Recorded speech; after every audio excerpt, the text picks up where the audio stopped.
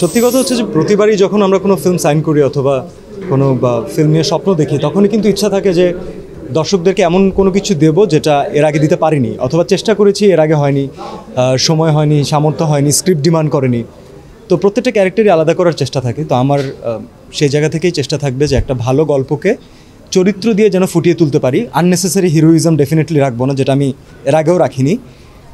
Hero হবে গল্পটাই, সেই গল্পের সুন্দর করার জন্য, সেই গল্পের প্রবাহটাকে বহমান রাখার জন্য আমরা হচ্ছি ওই স্রোতে যে ক্যারেক্টারগুলো আছি তারা একসাথে সম্মিলিতভাবে চেষ্টা করব।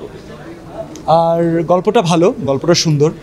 সবচেয়ে বড় যেই কারণটা আমি বলবো যে এই গল্পটা সিলেক্ট করার পিছনে, এখানে আর্টিস্ট সিলেকশন তো ডেফিনেটলি অনেক ভালো।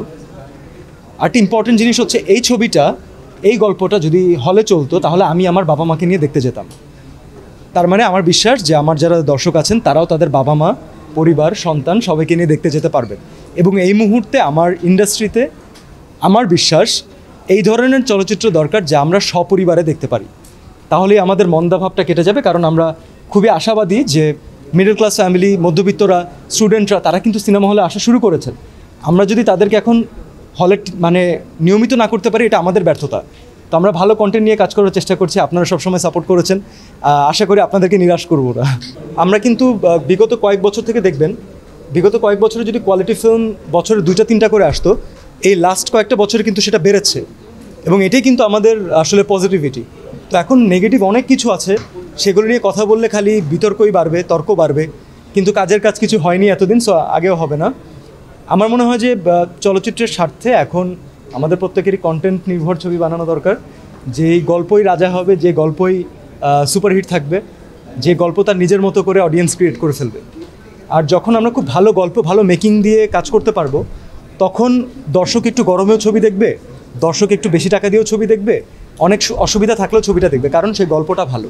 বিনোদনের আর কোনো মাধ্যম নেই যেহেতু আমাদের খুব বেশি। আর এটা আমাদের জন্য খুবই সুখের কথা, খুশির কথা যে বাংলাদেশে আরও মাল্টিপ্লেক্স তৈরি হচ্ছে।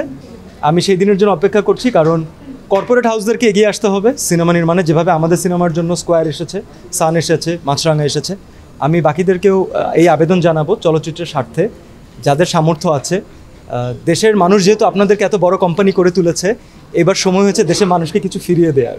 তো প্লিজ আপনারা আসুন, ভালো ছবি বানান। আর যেহেতু মাল্টিপ্লেক্স হওয়ার একটা ভালো উদ্যোগ হয়েছে, আমি মনে করি এখন যদি আমার 10 টাকার টিকিটও সেল হয়, সেই 10 টাকার হিসাবটাও আমার প্রযোজক ঠিকমতো পাবেন যদি মাল্টিপ্লেক্সের হিসাবটা থাকে তাহলে। তো আমি সব দিক থেকে আশার আলো দেখছি। আমার মনে হয় না দর্শকদের নিরাশ হওয়ার কিছু আছে। আমরা চেষ্টা করে যাচ্ছি, আপনারা জাস্ট আমাদের হাতটা ধরে রাখবেন। দেখা যাক আমরা একসাথে কত দূর যেতে পারি।